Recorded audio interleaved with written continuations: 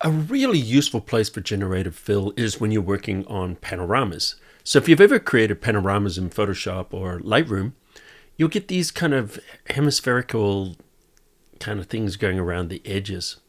And generally we use content-aware fill to fill those in, and with mixed results. Usually skies work pretty well, but the foreground areas don't usually work so well. But we can easily fix this, and what we're going to do is even extend the image a little bit. So I'm going to grab the crop tool. And under the crop, just hit clear so you're not forced to any particular aspect ratio.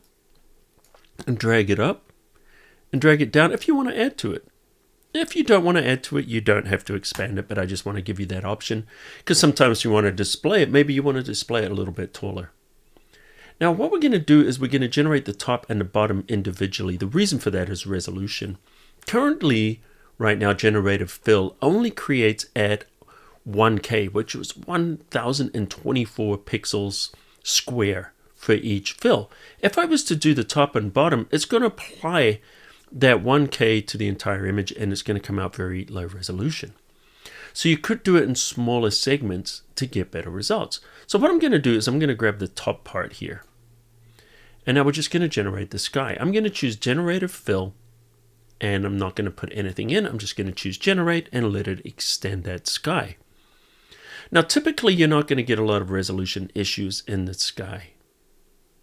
I mean, if you've got some very detailed clouds, that could happen. And it's possible it could happen in this area. We'll see. All right, that looks pretty good. So that's generated the top. Now we want to do the bottom. So I'm going to select the bottom part of this image.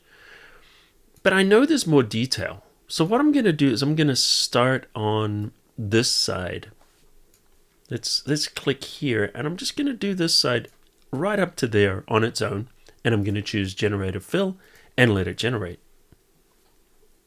Because this is a 2000 pixel wide image. So, it's a lower res, for your exercise file. But if you're working on a high resolution image, just do it in smaller chunks. And notice we're going to get some interesting results here. Don't worry about that just yet. We're going to go across here and we're going to go right up to that edge. And we're going to fill this in. Whoops, we need to go a little higher there. And let's choose Generative Fill. Hit Generate.